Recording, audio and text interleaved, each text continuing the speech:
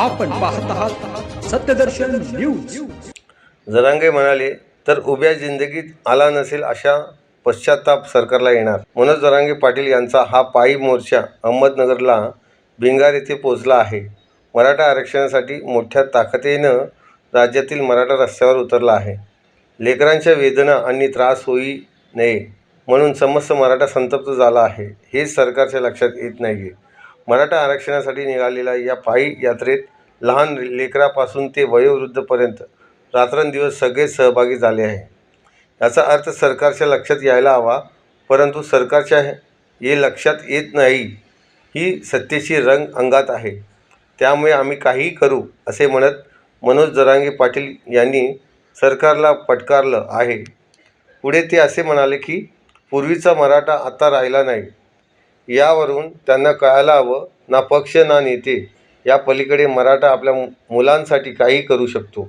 या मोर्चातील एका तरी मुलाला त्रास द्यायचा प्रयत्न सरकारने केला तर, असे म्हणत मनोज जरांगे पाटील यांना इशारा दिलाय। आनंदाचा दिवस तो साजरा केलाय। भगवान श्रीराम आज अयोध्या नगरीत विराजमान झाले आणि हा आनंदोत्सव पूर्ण भारतवासियांचा, हिंदुस्थानवासियांचा आहे।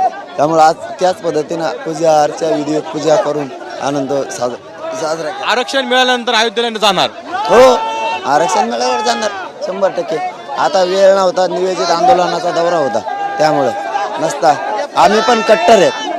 हो, पण समाजाच्या लेकराच्या न्यायासाठी आमची लढाई आहे आणि ती जिंकण्यासाठी आमची तयारी आहे। फक्त हे वेगळा विषय, आरक्षण हा वेगळा विषय, वर्ष बंद होणार नाही। एखाद्या पोराला जर त्रास द्यायचा प्रयत्न केला म्हणजे मी प्रामाणिकपणानं सांगतो की सगळ्यात मोठी सरकारच्या आयुष्यातली चूक असेल, सगळ्यात मोठी। इतका पश्चाताप सरकारला उभ्या जिंदगीत त्यांना आला असेल एवढा पश्चाताप। आता ही शेवटची लढाई आरपार निघालोय। मराठा समाज रस्त्यावर का आलाय?